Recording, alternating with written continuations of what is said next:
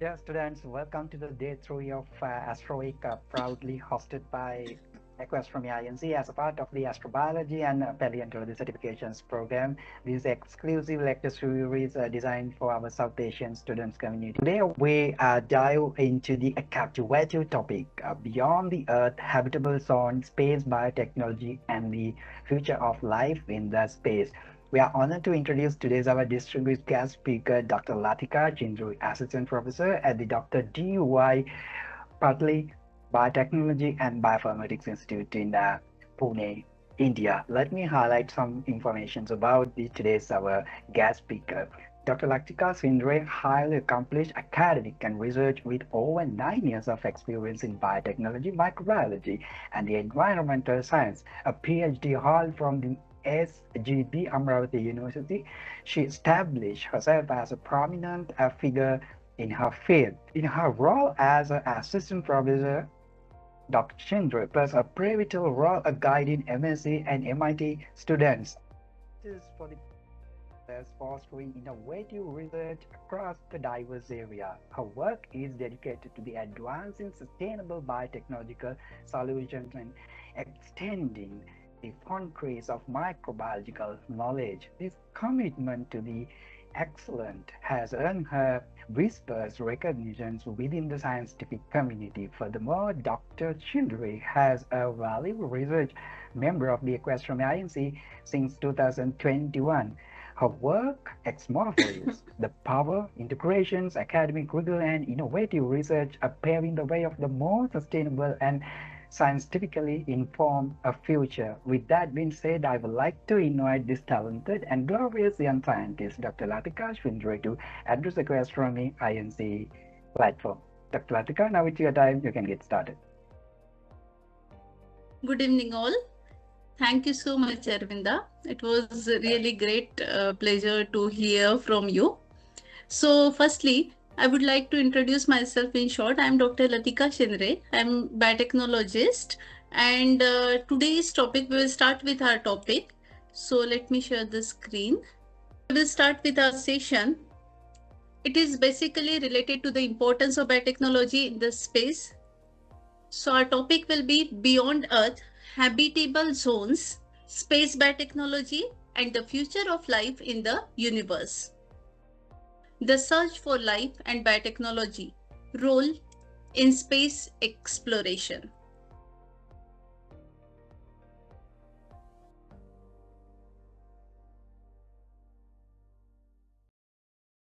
So firstly, we will start with our introduction. There are certain curiosity-based questions, fundamental questions related to space biotechnology and related to biotechnology.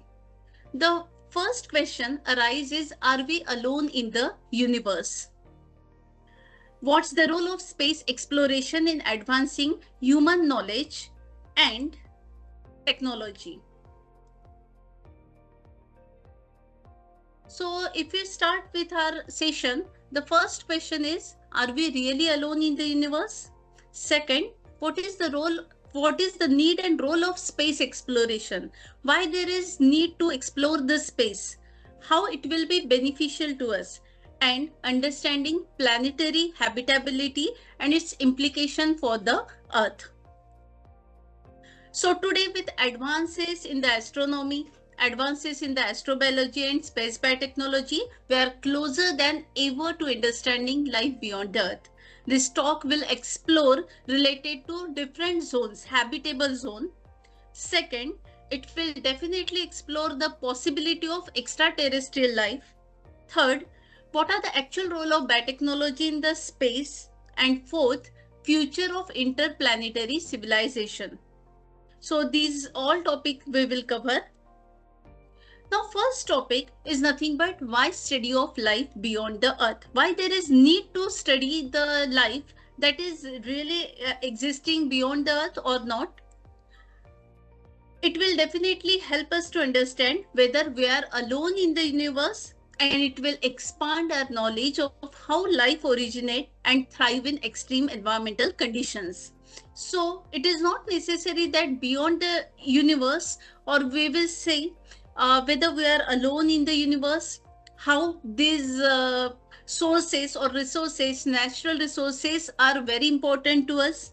How extreme environment can affect the existence of humans is also important.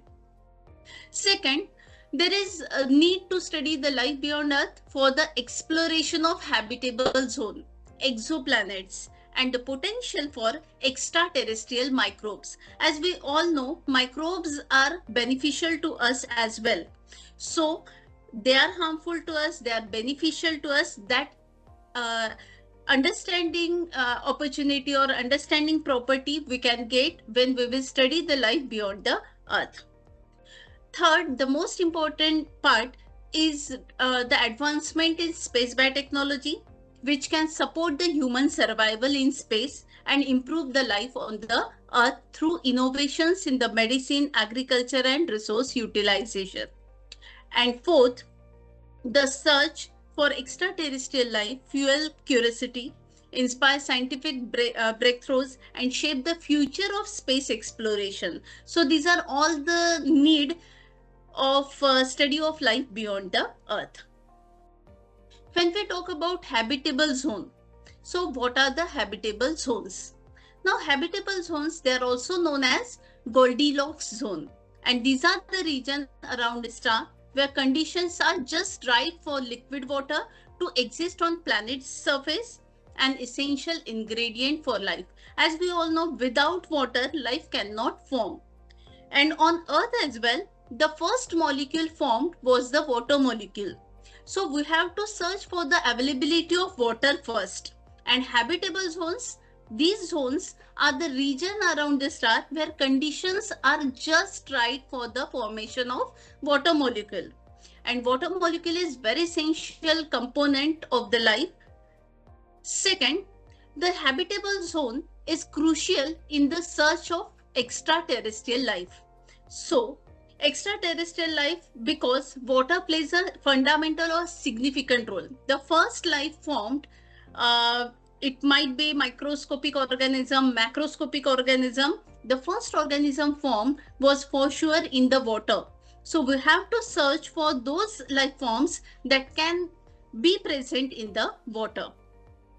Third is habitable zone varies depending on the type and size of star, as well as planet's atmospheric composition, how planet is formed, how activities or other atmospheric conditions are favorable for the formation of water molecule, how water molecule will support the formation of living organism. These all parameters are very important.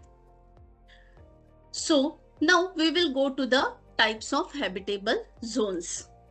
First is conservative habitable zone. Second is optimistic habitable zone. Third is circumstellar habitable zone. Fourth is galactic habitable zone. So if you start with our session, it covered the first concept, that which are the curiosity based questions, like are humans alone in the universe? Second, we have discussed about the space exploration, how space exploration is very important and how it will enhance the human knowledge and technology. And third, understanding the planetary habitability and its implication for Earth. So if there is life beyond the Earth, then how it will implicate or how it will affect the Earth, that we have to consider. After that, we have started with why there is need to study the life beyond the Earth. First was, we will get the idea whether we are alone in the universe, and that will for sure expand the knowledge of how life will originate and how it will thrive in the extreme environmental condition. The second important part is nothing but different habitable zones can be explored. And after that, we will discuss about the different habitable zones as well. The third important thing, how space biotechnology advancement is very supportive for our survival, human survival in the space. And it will for sure improve the life on the Earth. And last but not the least is the search for extraterrestrial life fuel, how we can get benefits from the extraterrestrial life that might be present in the space. So after that, we have discussed about what actual habitable zones are. So habitable zone, it is also called as Goldilocks zone. It is the region where the conditions are appropriate for the formation of water molecule. And water is the first component that will form and that will support the formation of another life forms. After that, this zone, habitable zone or Goldilocks zone, is very important in the search of extraterrestrial life. So whenever there will be availability of water, there are chances that there will be existence of life. So this is the basic criteria of life presence. Then habitable zones are having different types, different sizes. It completely depends on the atmospheric conditions. And after that, we will start with the types of habitable zone. The first habitable zone is nothing but conservative habitable zone. Optimistic second one is. Third, circumstellar habitable zone. Then galactic habitable zone. Types of habitable zones mainly cover 4 different types of zones. And first is conservative habitable zone. Now what CHZ is? It is the narrow region where liquid water is most likely to exist based on the earth condition. So water molecule will be present. Second, optimistic habitable zone. It is the broader range that include planet that could potentially support the life with greenhouse effect or subsurface water. So in the optimistic habitable zone, there will be involvement of greenhouse effect as well or subsurface water. Circumstellar habitable zone is the zone that will be around a star like our sun. And fourth one is galactic habitable zone. It is the region within the galaxy where conditions are favorable for the planetary system formation and stable environment. So there are 4 different kinds of habitable zone. One is conservative. In conservative, only narrow region is considered and there will be liquid water, and that liquid water consistency will be somehow similar to the Earth's condition. Second is optimistic. Here we will consider the broader range that include planets that could potentially support the life, and there will be involvement of greenhouse effect or subsurface water. Third will be circumstellar habitable zone. It is around a single star, like around the sun, around the moon. That region, that habitat will be considered as circumstellar habitat. And last one is galactic. Galactic name itself suggests it will be within a galaxy where conditions are favorable for the formation of planetary system. Now, which are the factors that will affect the habitability? So the first factor is distance from the star. Then second one is planetary atmosphere. Third one is stellar type and activity. Fourth one is planetary composition. So whenever we discuss about the habitability, we have to consider certain factors that will affect the habitability. That means water molecule formation that will get affected by all these 4 factors. One is the distance from the star, and it completely determines the surface temperature and water stability. So if temperature is very high, it will be very difficult for the water molecule to form and to support the living being. Second is planetary atmosphere. These all will include the greenhouse gases like CO2, H2O, methane. These all gases can extend the habitable zone by trapping the heat. And greenhouse effect, you must learn about greenhouse effect. There are certain gases, they usually enhance or they increase the temperature on the earth. Third will be stellar type and activity. There are certain red dwarf stars. They have closer habitable zone, but they are prone to solar flare, while larger stars have wider but shorter lived habitable zone. So if your zone is smaller and it is away from the solar flare, they will for sure support the habitability of the living organism. And last one is planetary composition, and it completely affect the magnetic field. Then volcanism is there, geochemical cycles. These all factors will ultimately influence the habitability and water molecule formation. Now, if we talk about the right condition for life, so the habitable zone, again, we will just means go through the things. Habitable zone, it is also called as Goldilocks zone. It must be not too hot and not too cold condition zone. Factors influencing habitability, the first factor is nothing but the presence of liquid molecule.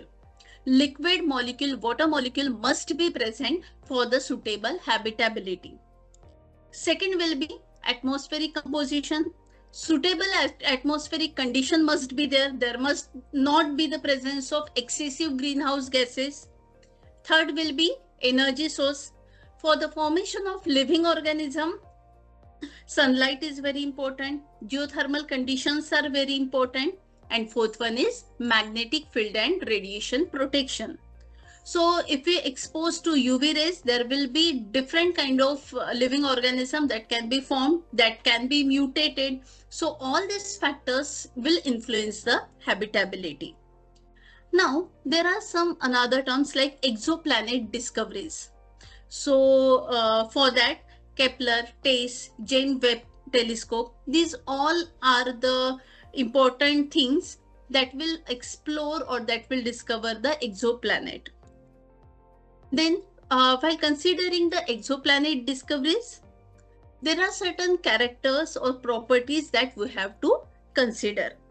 So first is, we have to identify the planet that are present in our solar system. And condition must be that they should support the extraterrestrial life. So NASA's Kepler Space Telescope is there, and it is useful for the detection of thousands of exoplanets using the transit method, revealing a vast diversity of world, including Earth-like planet in the habitable zone. So there are certain, you can say, gadgets with the help of which we can explore the exoplanets. Second is TACE, that is nothing but transiting exoplanet survey satellite. So these are the expanded form, and they will monitor the brighter and closer stars. And after that, we will focus, if we get the information about the star, we will focus on that star. We will find the water molecule presence, and after that, we will find the presence of living organism. Then third one is JWST, that is James Webb Space Telescope. This telescope has taken the exoplanet research further more in detail or in depth, and it will analyze the atmospheric condition, it will detect the water molecule, carbon dioxide, and it will search for the sign of habitability. So all this together, these missions have transformed our understanding of planetary system and possibility of life beyond Earth. So as I am the biotechnologist, this is not my part, but you should know about these terms. We will focus on the life beyond Earth. So next, from this, biotechnology starts. First is space biotechnology. Whenever we use this term space biotechnology, it is nothing but the application of biological sciences or biotechnological technique to support and enhance the space exploration. It will for sure support the human space life. Then extraterrestrial colonization will get supported with the help of studies that will be conducted in the space biotechnology. So name itself suggests there will be involvement of biological science, there will be involvement of biotechnological techniques, and all these things will support and will enhance the exploration of space, whether there are presence of extraterrestrial life, whether there are presence of water molecule formation, whether there is the presence of microorganism, how all the factors that are present in space will be beneficial for the human. These all concepts will be considered in the space biotechnology, and it will focus on the utilization of biological system. It will focus on the genetic engineering. It will focus on the synthetic biology, how synthetic component will be merged with the help of biological sciences. It will also be helpful for the food production. All the conditions will be helpful for the waste recycling, medical advancement, and life support in the space. So, this field, space biotechnology, is very important for the space missions. They will enable the sustainable living beyond the Earth, while also driving the innovations that benefit life on our planet as well. So, it is not about all the things that are happening beyond the Earth. It will ultimately affect the life on the Earth as well. After that, whenever we talk about space biotechnology, we should consider some factors, some streams. Like one is BLSS, that is Bioregenerative Life Support System.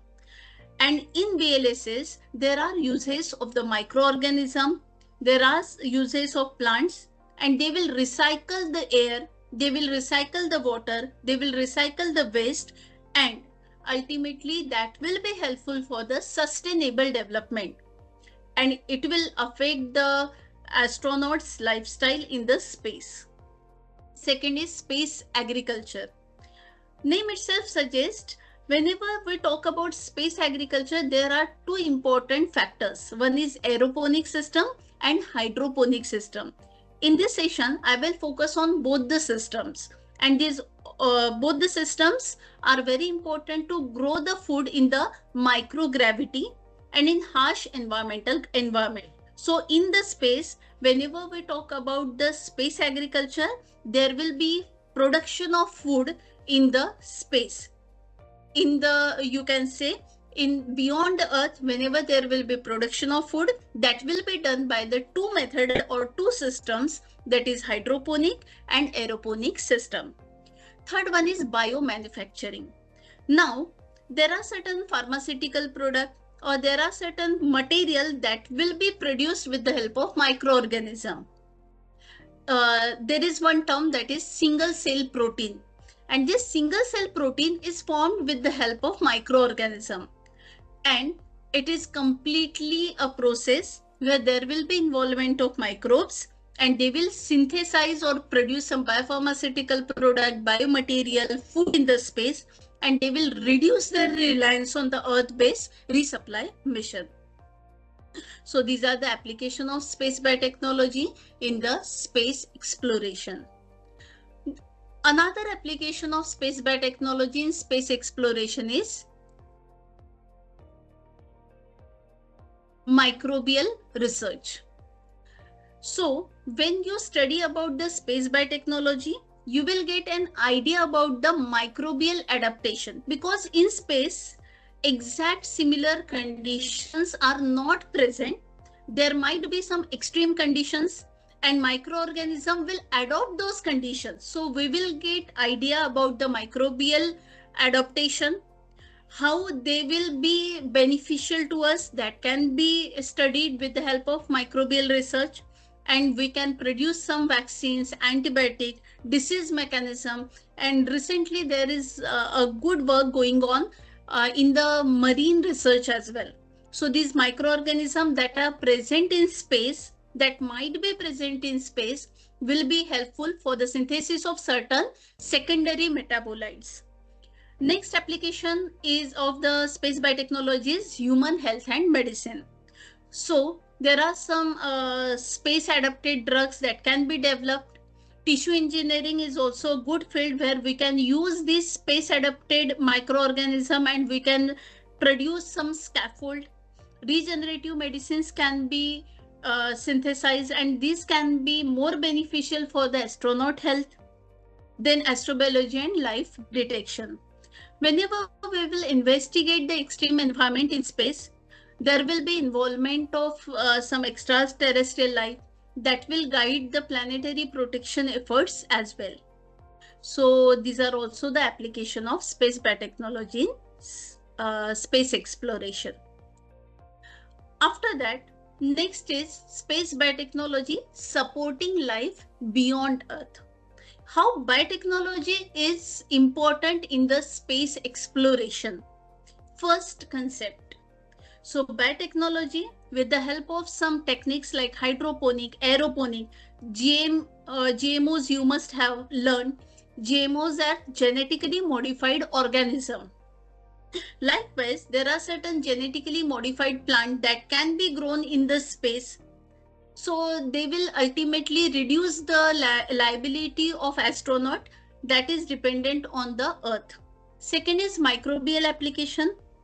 For the waste recycling, oxygen production, we can use this microorganism and we can recycle the waste that is created in the space by the astronauts.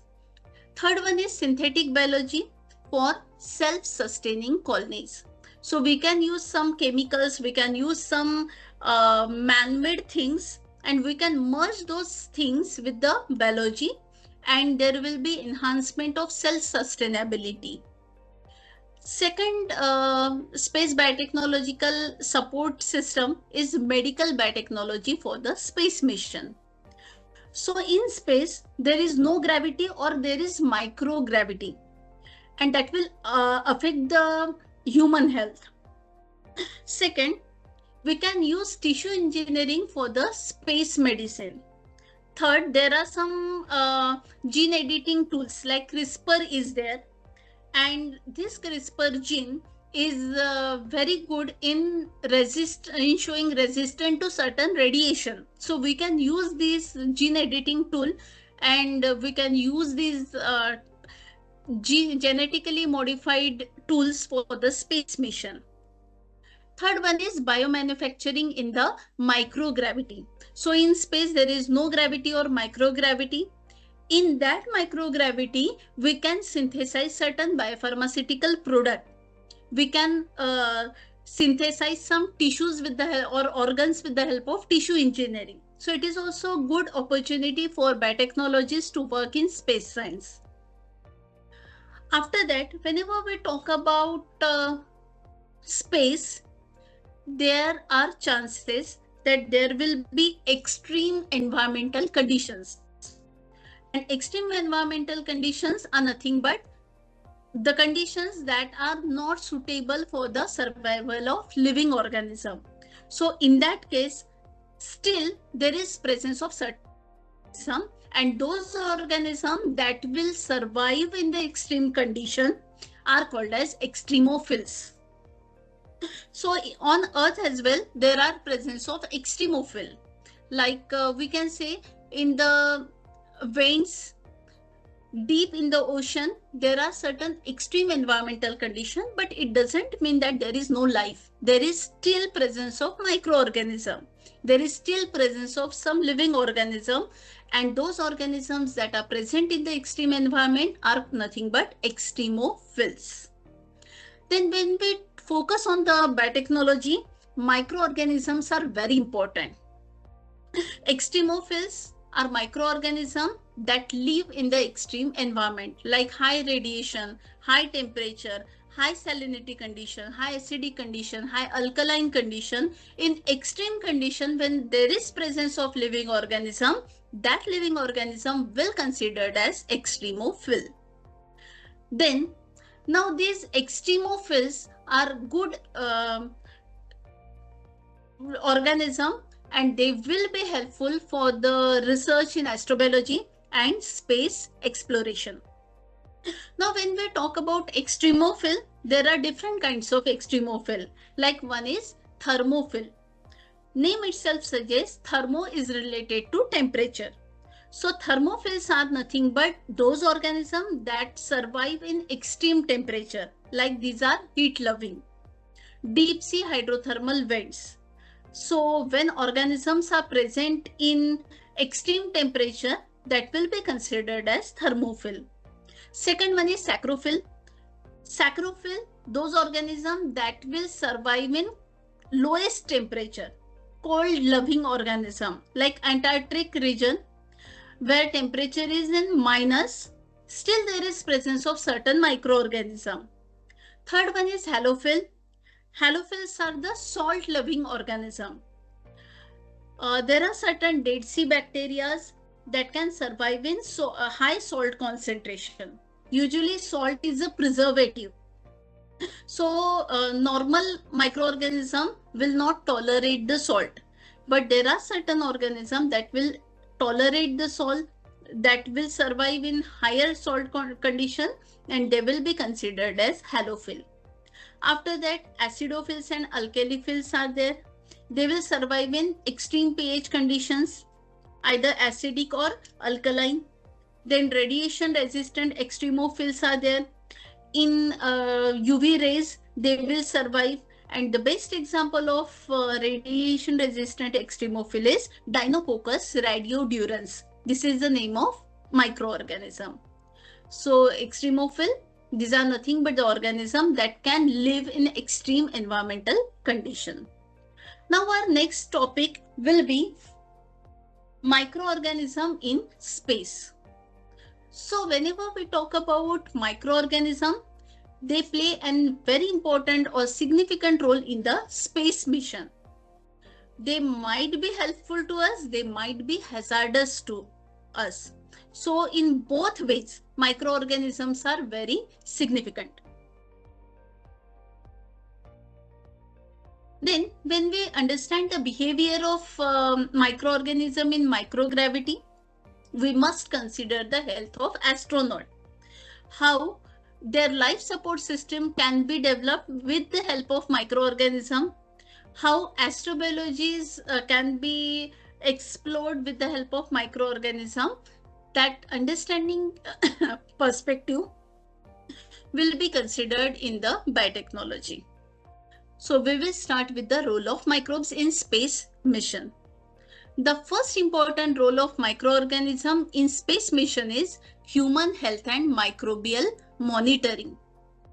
Whenever astronauts' skin is considered, or their respiratory tract, gut system is considered, after returning to Earth from the space, it have been observed that there are certain changes in the gut system, respiratory system, or the skin is showing different kinds of microorganism.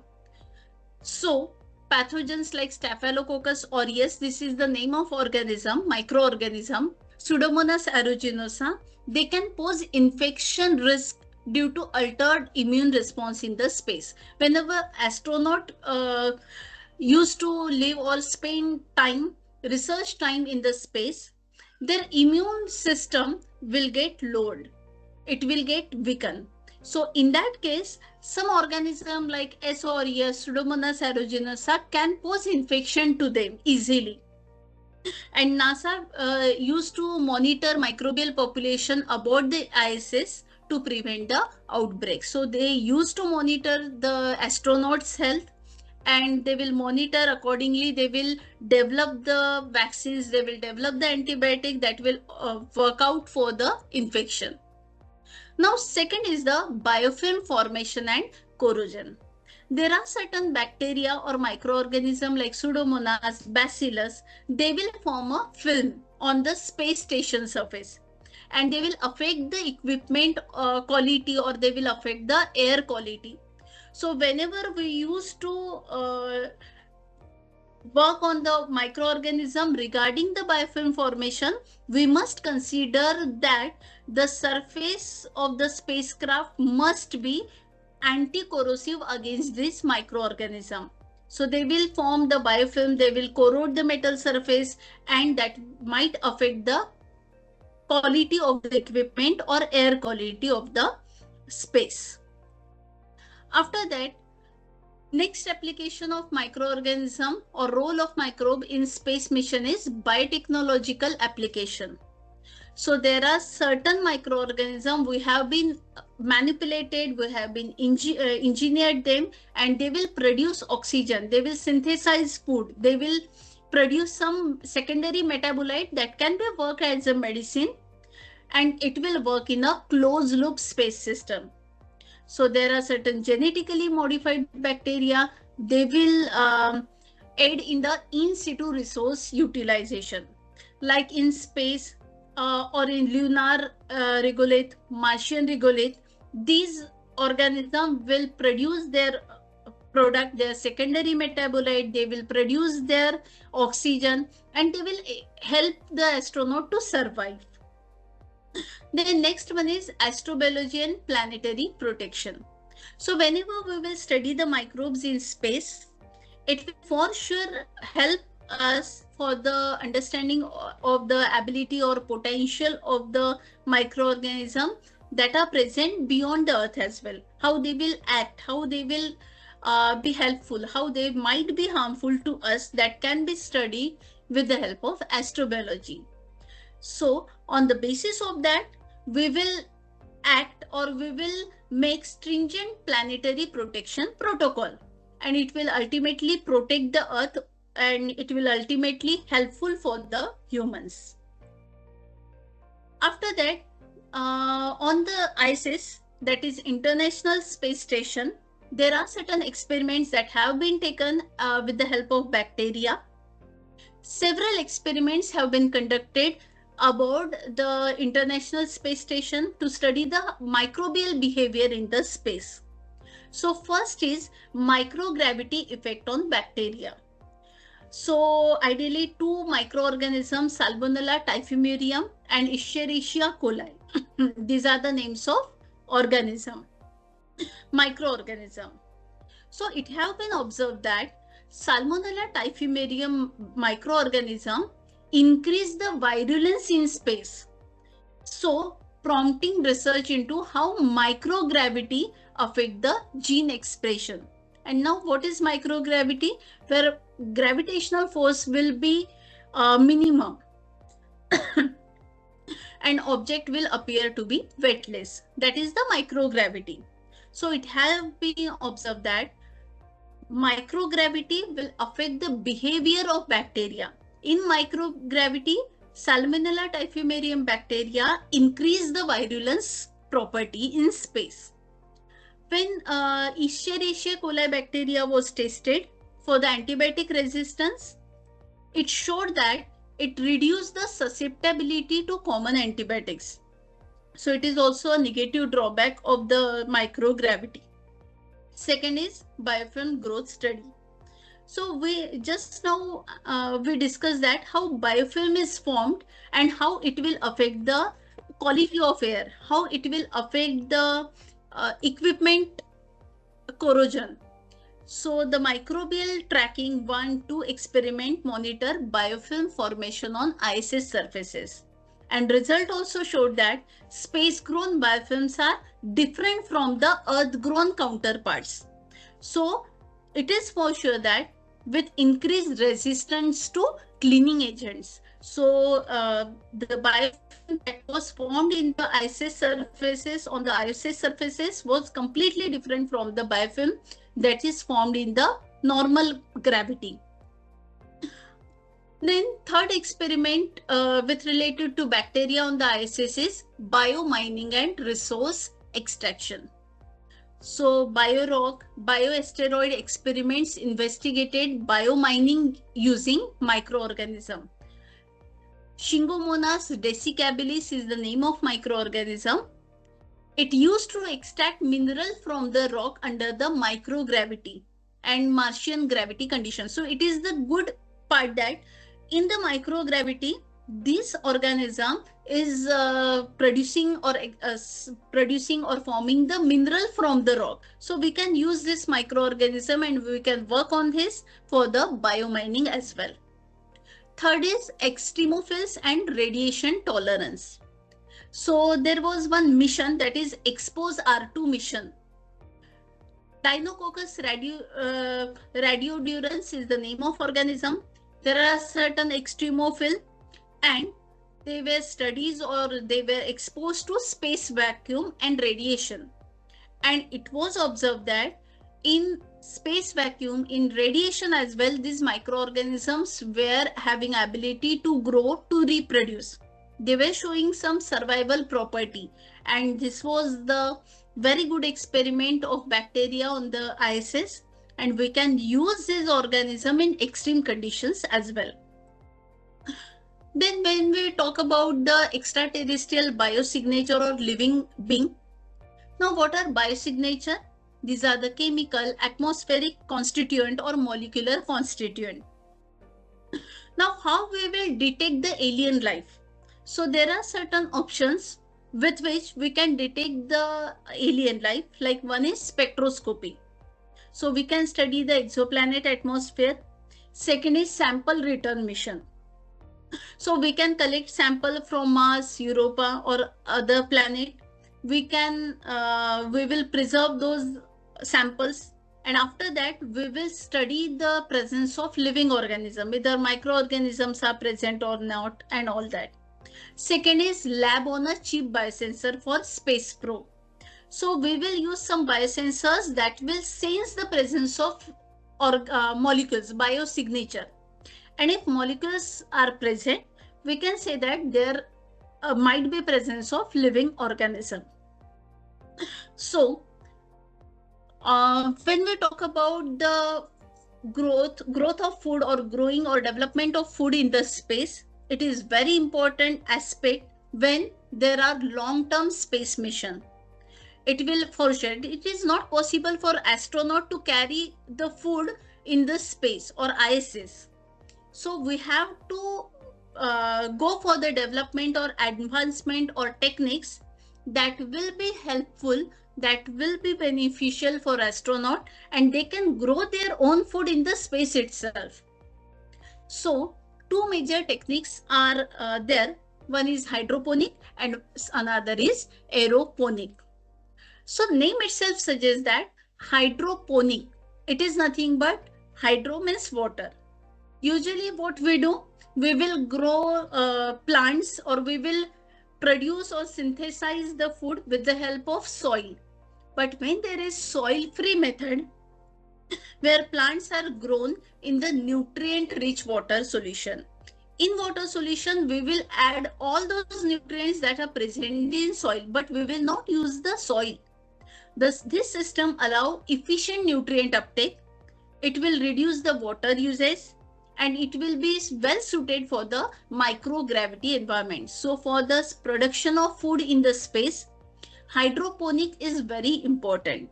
Now what is hydroponic? It is the soil-free method. We will use nutrient-rich water. We will not use any soil, and we will provide all the nutrient in the water, and this nutrient will be taken, and this will be formed. There will be production of food in the microgravity. Second method for the growth of or growing food in the space is aeroponic. Name itself suggests there is involvement of air. So plants, they will grow with their roots suspended in the air, and in air they will absorb the moisture that is present in the air. They will receive the nutrient via mist, and mist means moisture, and this method uses less water as compared to hydroponic. So hydroponic, there is involvement of water, good quantity of water is required, but if your water availability is less, then you can go for the aeroponics. In detail, we will start with the hydroponics. So you must have seen this scene when you used to watch the movies related to astrobiology. So these are nothing but the hydroponic system, where there will be no use of soil. It is the soil-free method. And second is, water will be used, and water will be having all the essential nutrients, and these nutrients will be similar to the nutrients that are present in soil. And astronaut used to go for this method, and they will grow their own food in the space. They will not carry all the food when there is long-term missions. So you will go for the hydroponic study. Second one is aeroponic. Now aeroponic is nothing but, aeroponic farming is nothing but the roots will absorb all the nutrient from the surrounding mist, moisture that is present in the surrounding, and after that they will absorb the nutrient from the mist, and they will grow, they will produce their own food, and it is also good method where water availability is less. There are certain you can say experiments like NASA's veggie experiment, vegetable production system is there, and this experiment used to go for the aeroponic or hydroponic system. Again, veggie product is basically focusing on the light absorbance. So there will be involvement of LED lighting, pillow-based root system will be there, and they used to grow lettuce, radishes, zucchinis, and all these plants have shown or have grown successfully. So NASA's veggie project is very good option for the hydroponic as well as aeroponic, and they have been successfully demonstrated that fresh produce can be grown in the space in the microgravity, and they have been improved the nutritional benefits as well. So it is all about the NASA's veggie project. So I have added some images. Now, when we talk about the space medicine, we must consider some aspect like effect of microgravity on the human body. When astronaut used to go for the space missions, microgravity will affect the body of astronaut. Second, there are certain biotechnological advancement. They will monitor the health of astronaut as well. So, how microgravity will affect the human body? First is nothing but musculoskeletal system. So when astronaut used to live for long duration in the space, there are certain diseases like muscle atrophy, bone density loss. Now what is muscle atrophy? Due to reduced use, muscle will get weakened and shrink because there is no gravity. So they used to move in the air itself.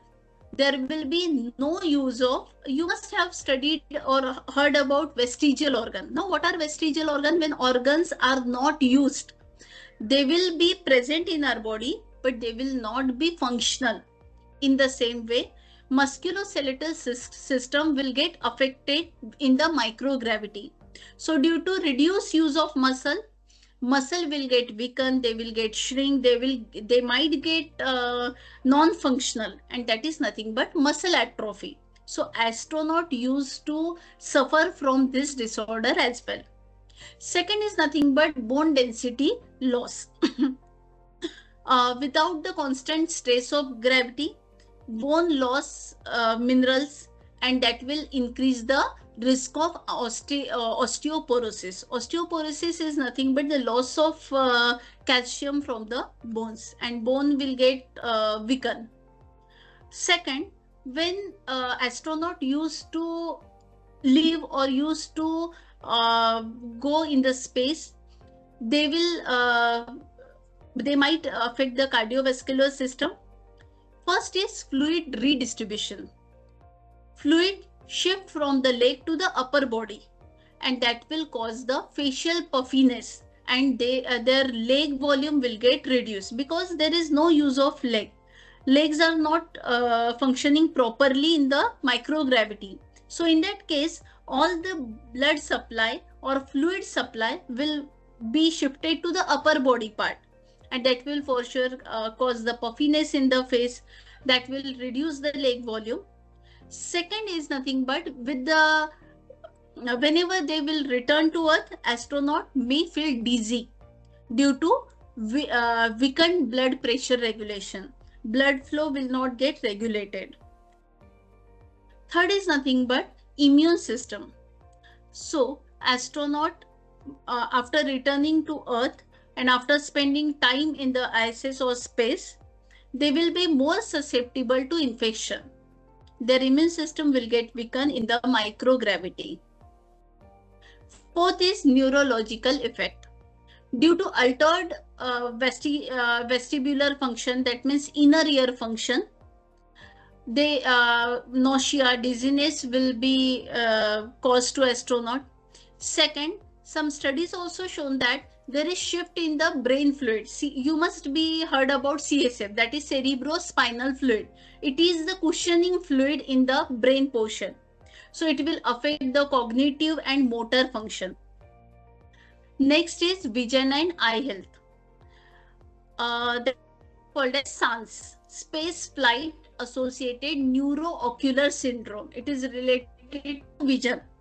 So in the microgravity, increased intracranial pressure may cause the vision changes. So astronaut might affect the eye health. Next is psychological and behavioral effect. Sleep disruption, absence of natural daylight cycle might affect the circadian rhythm. That means they will not get the proper sleep in the space, and the difference in the time zone will affect the sleep pattern. Second is long duration mission can impact or affect the mental well-being of the astronaut. Now, how biotechnology is helpful to cover all these problems? So modern biotechnology is very important for the health monitoring aspect. So we will take care of astronaut. Being a biotechnologist, we can control and we can check and monitor the health of the astronaut. First is wearable health technologies. We can use smartwatches. We can develop biosensors. They will track the heart rate of astronaut. They will track the blood pressure. They will control the oxygen level of astronaut. They will monitor it, and it will be more in real time. Second is CGMS, that is continuous glucose monitor. It will help diabetic monitor blood sugar without frequent finger prick. So usually what we do for the checking of blood sugar, we used to prick the finger. But without that, we will, with the help of biotechnological advancement, we will make wearable glucose monitoring system. Second, lab on a chip technology. Advanced biotechnology also include miniature diagnostic devices, and that will rapidly test the infection, diseases, genetic manipulation, even that can be observed with the help of biotechnological advancement, and that will be helpful for the astronaut for the further treatment. Then third is marker system. We can go for the marker systems as well. So we will personalize medicine. We will develop personalized medicine as per the person. We will tailor the treatment. Second is early disease detection. We will take the blood samples, and in blood sample, if there is presence of any irregular cell formation, we will treat that in earlier basis. Fourth is implantable and injectable biosensors, and in that nano biosensors are very helpful.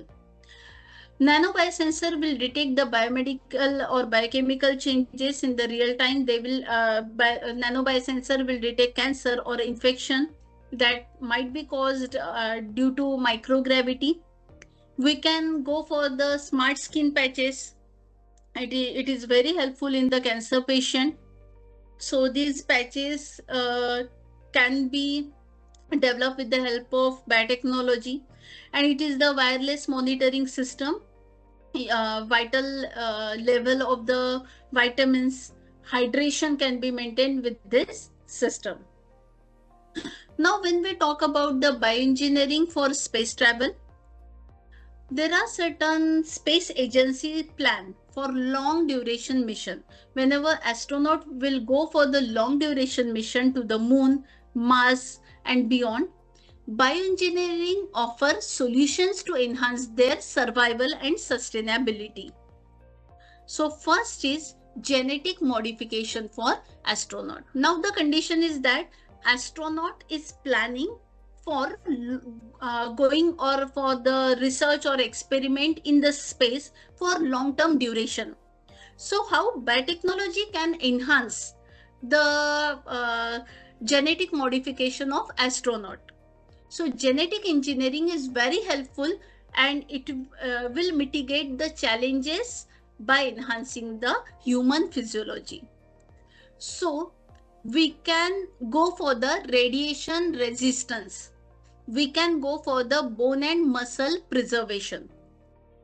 After that, we can go for hypoxia and metabolic adaptation.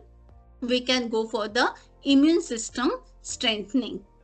So condition is that we have to modify astronauts' health genetically. So first is nothing but radiation resistance. Before visiting the ISS, we will modify the genetic constituent of astronaut that will be helpful for astronaut for the good health. So how it will be helpful or how it will be developed? One is DNA repair enhancement. There is one tool that is called as CRISPR. This is the gene editing technique. It will enhance the expression of DNA. It will repair enzyme and it will reduce the radiation induced mutation. So before going to ISS for the long-term mission, astronaut will take this radiation resistance therapy. Second can be tardigrade inspired gene. Scientists are studying extremophiles like tardigrades, and it is having DNA protecting protein.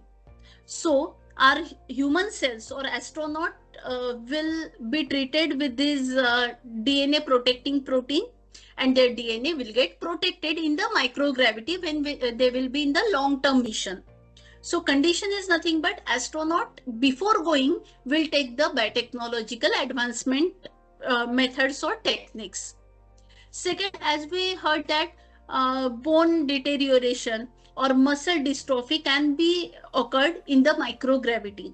So before going to ISS, astronaut will go for the biotechnological advancement like myostatin gene knockout, osteoprotegerine enhancement, and in this we can introduce or we can go for the biotechnological advancement where there will be inhibition of myostatin gene, and myostatin gene is the regulatory gene for the muscle growth, and astronaut will maintain their mass when this gene will get inhibited in the microgravity. So before going, their gene will get inhibited. Second option is there will be increasing osteoprotegerine level, and this level when get increased, bone density loss will get decreased. So before going, we will increase the osteoprotegerine level, and that will ultimately maintain the bone density of the astronaut. After that, there is another biotechnological advancement, that is hypoxia and metabolic adaptation. So enhanced oxygen utilization. For the enhanced oxygen utilization, we can go for the biotechnological aspect so that in low oxygen environment, astronaut will get enough ability to utilize this oxygen, to utilize the energy. Second is hibernation like state. So genetic and metabolic modification could slow down the metabolism, and that will reduce the need of oxygen, that will reduce the need of food in the mission. Fourth is immune system strengthening. So we can incorporate some microbiological aspect in the gut of organism that will enhance the immunity, that will enhance the digestive ability in the microenvironment. We can prevent the immune dysfunction in the microgravity. So autoimmune regulation can be done with the help of biotechnology. Second option is microbial bioengineering for the resource generation. So when we talk about microorganism can be genetically engineered, and they will support the space by producing the food. Microorganism will produce oxygen, they will produce some material, and that will be helpful for astronaut for the long-term missions. First is oxygen and CO2 recycling. So cyanobacteria, algae engineering is there. Spirulina, chlorella species are the species that are photosynthetic species. That means they will produce their own food in the space habitat, and they will produce oxygen, and they will remove CO2 in the space. Second is food production. So there are certain edible microbes like Escherichia coli, Saccharomyces cerevisiae yeast, and they will be genetically engineered. They will produce their essential nutrient, vitamins. They will produce certain protein that will be helpful to maintain the health of astronaut. Then there are certain fungal bioreactor like mycelium based food resources that can be produced with the help of biotechnology. And the best part of fungal bioreactor is there is minimum requirement of resources for the growth of fungal bioreactor.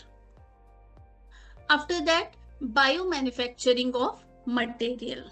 Whenever we talk about bacteria, Cupria vidus nicator, this bacteria can be engineered and it will produce plastic from the biodegradable plastic for tools and habitat components. So biodegradable plastic can be produced in the space. Second, genetically modified organism like Sporosarcina pasteuri could convert lunar or Martian dust into the solid building material. So biomineralization is a good concept where there will be involvement of microorganism. After that, microorganism can be utilized for the water purification and water recycling. So in that, bioengineered microbes can be useful for the filtration purpose. Second, urine to protein conversion. So engineered microbes are having ability to convert the astronaut waste into the protein or other useful compound, and this useful compound will get again used by the astronaut. And if you talk about future of life in the universe, it is the vast and fascinating topic. So it is the correlation of astrophysics, biology, artificial intelligence, and even physiology. So life beyond Earth, the search for extraterrestrial, our main target is how habitability is established, how thousands of exoplanets have been discovered, some are having habitable zone, how there is some hope that alien life can be formed. Then astrobiology and microbial life is a life that can be exist in the Mars, Europa, or Enceladus, that is the moon of Saturn.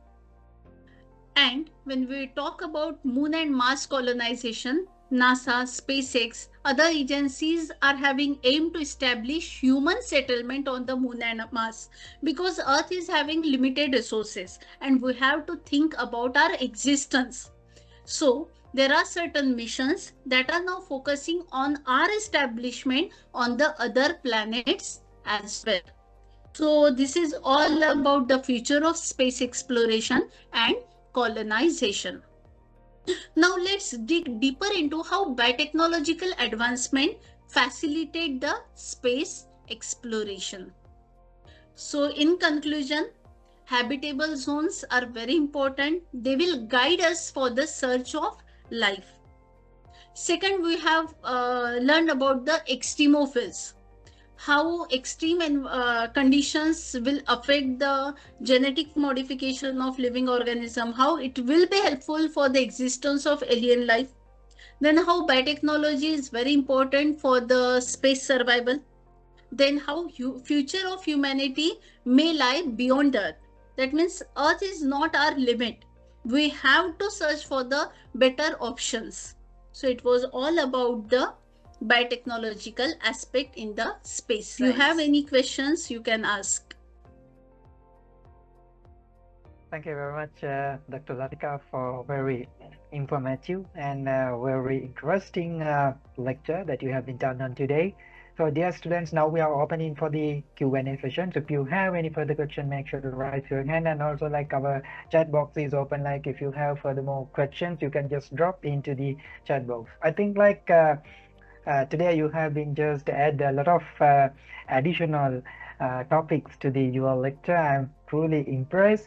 And what do you think, Latika, while you are just providing such a subject in a modern world, so is there any opportunity in India like to provide in such a thing, specifically starting from your institute?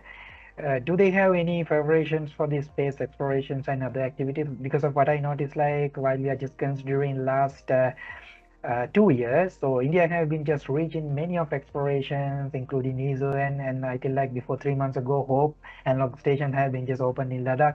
There are many activities are ongoing. And what do you think and what would be your experience?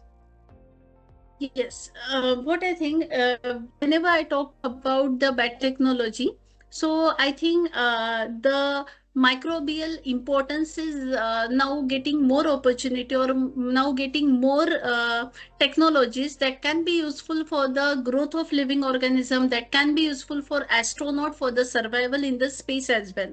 Second thing is that biotechnology is very important when we talk about the life beyond Earth, because without food we cannot go, and genetical modifications are required for the existence of living organism beyond Earth. So this aspect, now we are also eager for work in the biotechnological aspect with respect to space biology. So it is very good opportunity for student to go for the astrobiological fields. Yeah, thank you, Latika, for answering the questions. And also, what do you think, like, what kind of innovations and the research that we needed? Like, is there any lacking in South Asia region, and what should we do? Like, because of, and also, like, there is a second part of my question. So I would like to asking you, sharing some of like your childhood dreams, like you are starting your career as a biotechnologist. And what I noticed, like while I was just considering last 5 years in your career, you have been just trying to turn into the space explorations and other combinations. So how you would develop such a things? See, what I think, biotechnology is a vast subject, and there is presence of biotechnology in every field. So whether it is related to chemistry, physics, or any other, biotechnological advancement are very important. And when we talk about humans, our health is the priority, and that we have experienced in the COVID itself. So beyond health we cannot go, and health is wealth is the actual statement that we have faced in the COVID. So when we talk about biotechnology, it is now getting reshaped, or it is the reshaping healthcare from diagnosis to treatment. And majorly, there is need of tailoring treatment to individuals. Then gene editing is very good opportunity, and we can go for that. And what I think, biotechnological importance is now getting more influenced when we have suffered from the that COVID phase, and it is the never ending field. And I would like students to collaboratively work with the astronomy and biology. Exactly, I think like very good advice. And also, dear students, still we are opening for the chat box and the Q&A sessions. And first, I am interested to go the students who raise in the hand. Then I'm looking to the our chat box. First, Netupa. I noticed Netupa has been just raising the hand. Netupa, you can just open your microphone and asking the question from the madam. How could advances in space biotechnology redefine the boundaries of human psychology, like particle mitigation and radiating damage like muscle atrophy and immune dysregulation? Can you please repeat the question? Yeah. How could advances in space biotechnology redefine the boundaries of human psychology? Psychology, particularly in mitigating radiation damage with muscle atrophy and immune dysregulation? See, whenever we talk about human space missions, whether it is whether to the moon or Mars or beyond that, it depends on the biotechnology for the maintenance of human health. Like biotechnology will monitor the health of astronaut. How they will monitor, like I explained, there are certain biosensors that will be in the form of you can say belts, or in the form of chips, and that will be incorporated in the body of astronaut before leaving the space mission. So genetic screening will be done with the help of biotechnology. Second aspect we can do is the bioregenerative life support system. We will use some radiation protective measures before leaving the astronaut for the space. We will treat astronaut for that radiation immune genes. We will incorporate CRISPR tool in the body of astronaut, and after going for the mission, this radiation effect will get reduced. At the same time, third option, if you are talking about muscular dystrophy or osteoporosis, we will incorporate some biotechnological gene or biotechnologically engineered recombinant gene that will inhibit the dystrophical aspect of astronaut. So muscular maintenance will be maintained during the long-term mission. So recombinant DNA technology is a good opportunity or good option for getting the treatment. Okay. Next, how are the hibernation pod experiment outcomes? Some I heard that there were some unofficial studies in the USA. Yes, you heard right, but Yeah. we don't have proofs on that. I was take some part of that project once, I think like 3 years ago. They have been just interviewed me. So the hibernations project. Okay. So that is, I think like it's a fictional, but I notice Latika, the case like they are selecting some of people who already have experience with the unconscious and the coma. So I also have personal experience. So they selecting such a people and doing some experiment and other thing. I think Arun still it's in something like fictional, and as Dr. Latika said, some people are doing some experiment and there are a lot of unknown details, I think. Yes. Yeah. Okay. Yeah. Next question is of Dhasuni. I would like to know more about BLSS. Okay. BLSS is nothing but bioregenerative life support system. And it is the somewhere someone mentioned about the closed loop system as well. So it is also the part of BLSS only. It is the closed loop ecological system, and it is designed for the long duration human space mission. And there will be recycling of air, there will be recycling of waste, there will be recycling of water, and with the help of all these components, food development or food production will be done using the biological component like plant, algae and microorganism will be grown, and the resources or the raw material for the food synthesis will be provided by the BLSS system. Okay. Dasuni? Thank you. I got it. Okay. We will go for Nethupa. Means I think biomanufacturing is producing essential materials and biological product with the help of microorganism or with the help of genetically engineered cells, and it will become the transformative strategy once humans will move beyond the Earth supply chain. So microgravity will influence the biological system, and they will enable the cells of the microorganism to synthesize some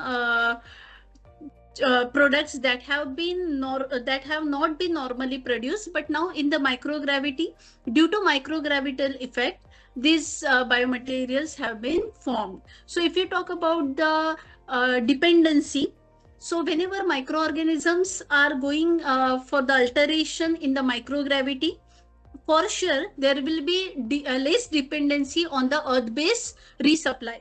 So with the help of microorganism in the microgravity, there is no need to again and again be dependent on the earth supply.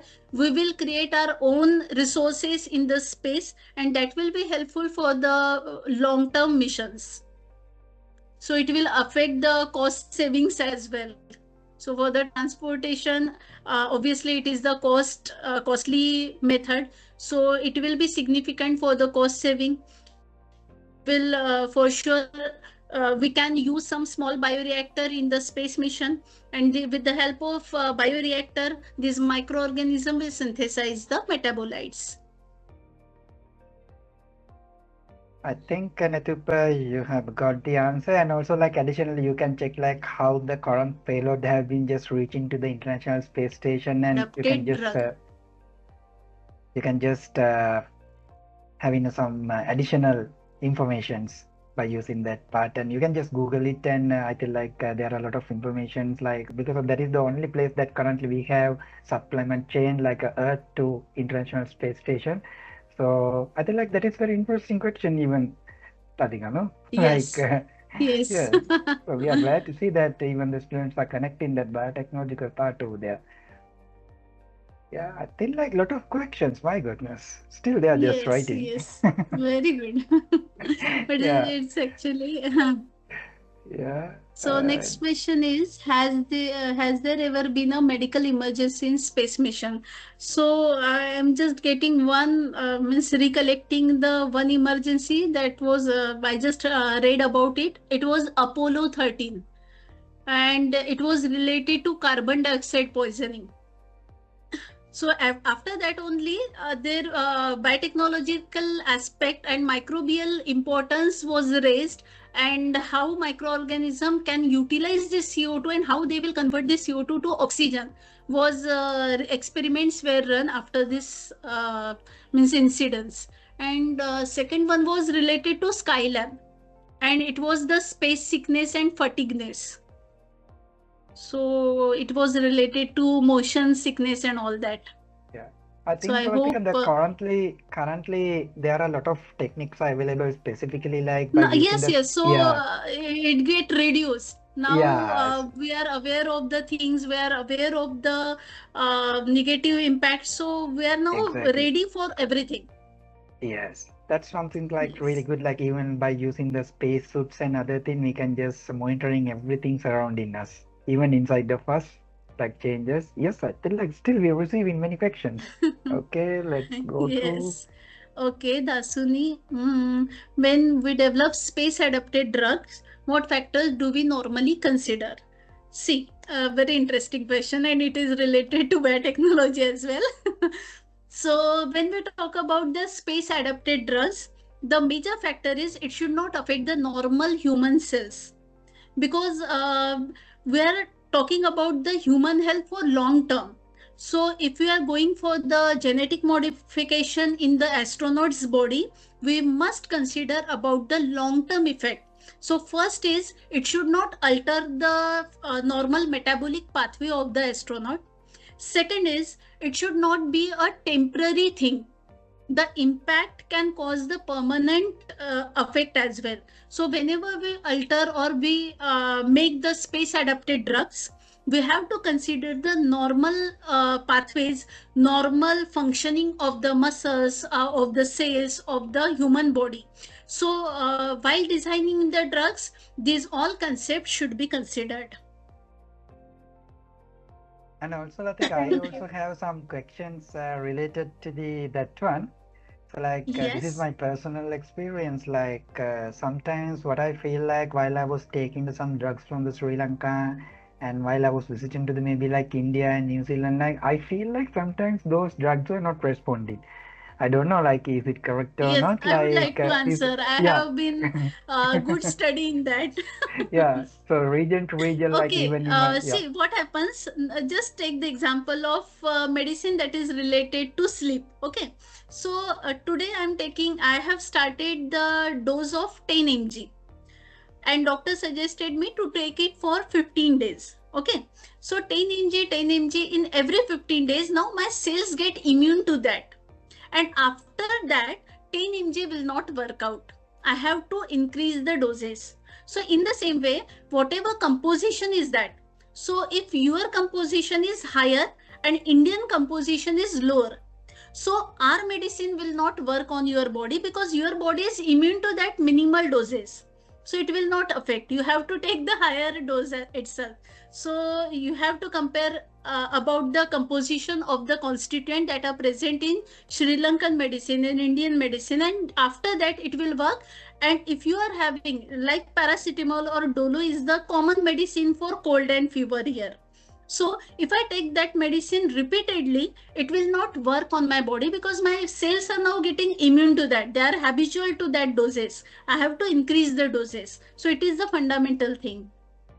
You see, because of I noticed there are a lot of resistivity in my team because of while we are at the Ladakh and Himalayan region. So I don't know what is the reason. Even some people are directly taking some high drugs like amoxicillin, like 625, like high thing, but those Yes. things were not responding. So it is not, I think, is it good or bad? So in your view, while the drugs are not responding, Not actually, because you are in Sri Lanka, so you will go for that aspect only. So it is the temporary period you are spending here in the Ladakh, so it will not affect in negative sense for the long duration. But yes, your body is immune to that minimal doses. okay, dear Sri Lankan students, you don't need to worry. But if you are just keep traveling in outside, so then you have to be just concerned and you have to contact the Yes. madam and get some much more advice. Okay, let's go through to the our chat box again. I noticed. Again, yes. To what extent can engineered microorganism function as a modular biological machine? Does this framework risk oversimplifying the complexity of microbial regulatory?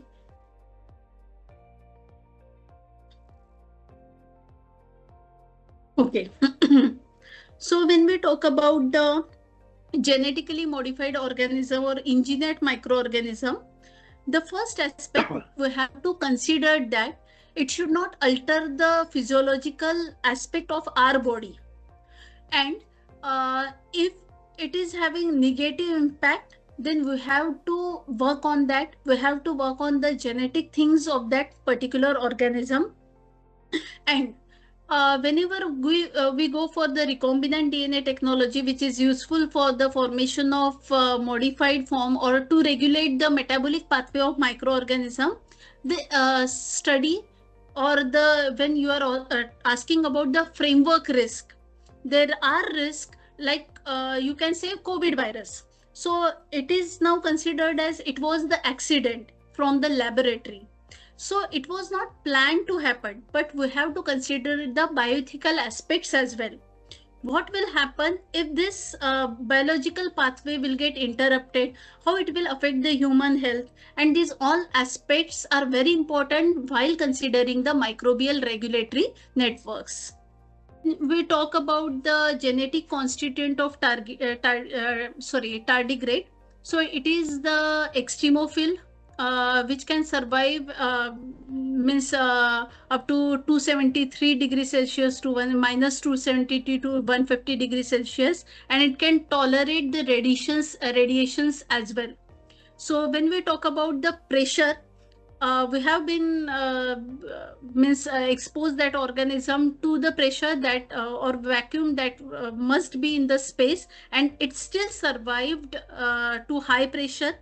And it is also present in the deep sea vents, so it have been survived in the deep sea conditions as well. And when we talk about the genetic constituent, it is having genetic modifications, and these genetic modifications are actually responsible for its survival. So if you talk about the genetic components or composition, so it is very important aspect for the survival of microorganism or any survival. And it is having some different species or some different strains, like Hycebius is there, then Rhamnosus is there. So these genetic constituents are very important, and these are basically on the 18,000 to 19,000 genetic constituent. There are certain changes or there are certain modifications in this number, and their genomic composition is very compact with relative to other repetitive elements. That sounds very interesting. Even we don't know, like in our meteorite samples, still that tardigrades are available. So in the future, we have to just check. Yes.